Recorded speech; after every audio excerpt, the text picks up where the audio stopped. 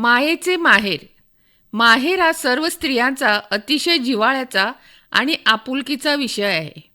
माहेर हे मायेचे ठिकाण. कवयित्री बहिणाबाई चौधरी म्हणतात, आज माहेराला जाणं झाली झाली वो पहाट. आली आली डोळ्यापुढे माझ्या माहेराची वाट. माहेरी जाताना खानदेशातील प्रचंड उन्हाळा, त्यात पायाला बसणारे चटकेसुद्धा सुसह्य होतात.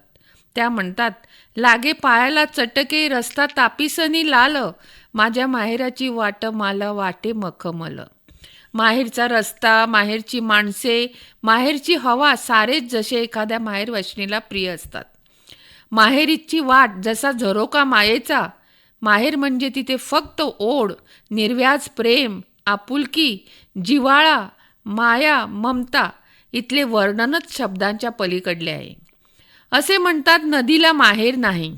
पण कवी गदिमा म्हणतात, नदी सागरा मिळता पुन्हा येईना बाहेर. अशी शहाण्याची म्हण नाही नदीला माहेर. काय सांगू रे बापानो तुम्ही आंधळ्याचे चेले, नदी माहेरला जाते म्हणून जगच चाले. जन्म दिलेल्या डोंगराला नदी कशीच विसरू शकत नाही. तिचे माहेरपण म्हणजे सृष्टीचे जलचक्र. माहेरपण म्हणजे केवळ आईची माया नसून वडिलांचे प्रेम देखील असते.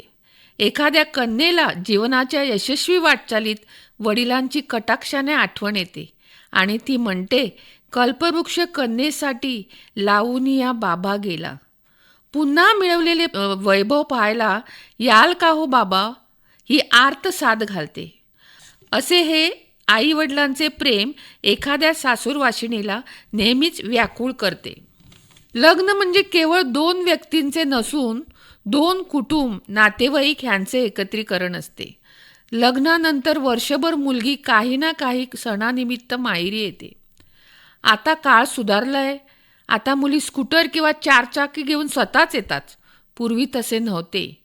आपल्याला माहेराकडून कुणीतरी न्यायला येणार म्हणून ती आसुसलेली असते. मग ती निसर्गाशी संवाद साधते आणि कवी निकुंबाच्या शब्दात म्हणते, घाल घाल पिंगा वारा माझ्या परसात, माहेरीच्या सुवासाची कर बरसात. आईसाठी तिचा जीव आसुसलेला असतो.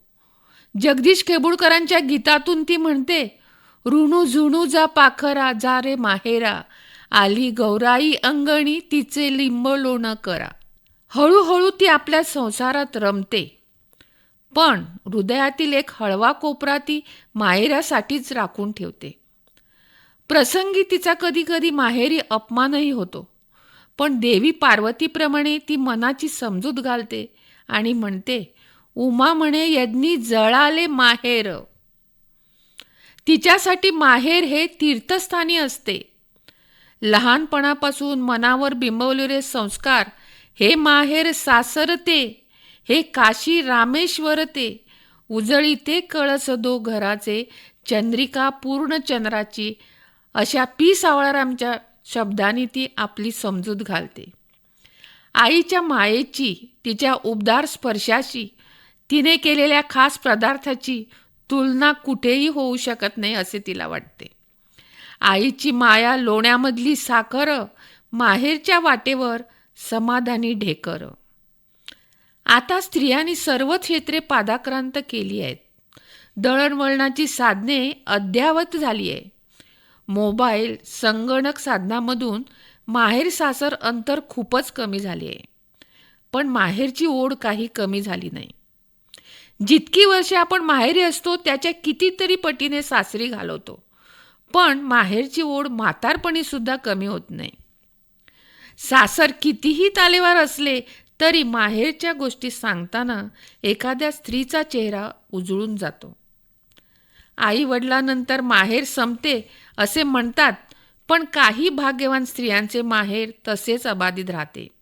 तिचे भाऊ, वहिनी, इतर मंडळी त्या स्त्रीवर अतोनात माया करतात. तिला आईवडिलांची उणीव भासू देत नाही, कारण तीच तर त्यांच्या कुटुंबाचा जोडणारा दुवा असतो. माहेर या शब्दातच किती मोठा आणि व्यापक अर्थ दडलेला आहे, ज्याचे वर्णन करण्यापेक्षा त्याची अनुभूतीच अवर्णनीय असते. माहेरपणाला येणे म्हणजे एक सोहळाच असतो. आईला आपल्या लेकीला काय करू काय नको असे होते. 2-3 दिवसाचा पाहुणचार घेऊन पुन्हा सासरी जाताना लग्नाच्या वेळी गायलेले गाणे जा मुली जा दिल्या घरी तू सुखी राहा हे गाणे पुन्हा एकदा आईच्या आणि मुलीच्या डोळ्यात पाणी आणते. माहेर हे स्थान एका स्त्रीचे हक्काचे असते. माहेर म्हणजे जिवंत श्वास, उबदार ठिकाण, जिथे आपण एखादी गोष्ट मनसोक्त उपभोगू शकतो, मागू शकतो, करू शकतो. कधी कधी आयुष्यात असेही प्रसंग येतात तेव्हा माहेरची माणसे तिला आधार देतात, प्रसंगातून सावरायला मदत करतात. मी तर म्हणेन माहेरच्या माणसाने नेहमीच एखाद्या मुलीला आधार द्यावा. माहेरचा आधार एका स्त्रीला इतकं व्यापक करतो की ती कुठल्याही प्रसंगाला तोंड देण्यास सक्षम होते. काही स्त्रियांना माहेर नसते तेव्हा एखादी प्रेमळ शेजारीण किंवा जिवलग मैत्रीण तिचे माहेरपण करते. तिला तिच्या माहेरपणाची आठवण भासू देत नाही. असेही घडते की सासर माहेर हा फरकच जाणवत नाही. सासरी असणारे तिचे सासू सासरे आई वडिलांचे प्रेम आणि प्रोत्साहन देतात, आधार देतात. संतांनी सुद्धा माहेरपणाचं इतकं छान वर्णन केलं आहे. त्यांनी तर विठ्ठलामध्येच आपले मातृत्व पाहिले आणि पंढरपुराला आपले माहेर मानले. संत एकनाथांनी माझे माहेर पंढरी हे लिहून भक्तिमार्ग देखील माहेरपणच आहे असे लोकांना जागृत केले. देवाने निर्माण केलेले स्त्रीचे व्यक्तिमत्व अथांग आहे. तिची खरी ओळख होणे कठीणच असते, पण ही स्त्री दोन्ही घरांना आपले खरे प्रेम देते, प्रसंगी त्या दोन्ही घरांना बांधून ठेवते. असे हे माहेर प्रत्येक स्त्रीचा मनाचा हळवा कप्पा. लहानपणापासून श्यामची आई ह्या पुस्तकातून आईपणाबद्दल दिलेली अनमोल शिकवण, आईने दिलेल्या संस्काराची शिदोरी घेऊनच ती पुढे जाते. ही माहेरची शिदोरी पुढे तिच्या यशस्वी जीवनाची मुहूर्तमेढ ठरते. आता माझ्या बाबतीत विचारले तर मी 4 भावांच्या नंतर जन्मलेली मुलगी. 4 भावानंतर जन्मलेली बहीण म्हणून आवडीने माया हे नाव ठेवलं. वयात खूप अंतर होते भावामध्ये, पण त्याने असे प्रेम दिले की मी ते आजही विसरू शकत नाही. लहानाची मोठी केली आई होतीच, पण वहिनीने आईचे प्रेम दिले. आणि विशेष म्हणजे आजही वयाच्या 70-75व्या वर्षी देखील ते माझ्या बाबतीत अत्यंत अळवे आहेत. लग्नानंतर तर सासूबाईंनी इतके प्रेम दिले की माहेरी मी खूप कमी वर्ष राहिले, सासूबाईबरोबर जास्त वर्ष राहत आहे. ही भावना खूपच कधी कधी मला व्याकुळ करते. 2 भाळंतपणे केली अगदी आईच्या प्रेमाने. मला मुलगी असते तर मी पण तिचे माहेर पण केले असते असे म्हणत आनंदाने कोड कौतुक केले. आणखीन काय पाहिजे एखाद्या स्त्रीला माहेरची आणि सासरची वेल फुलविताना.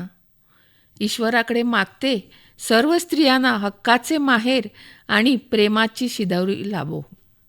धन्यवाद.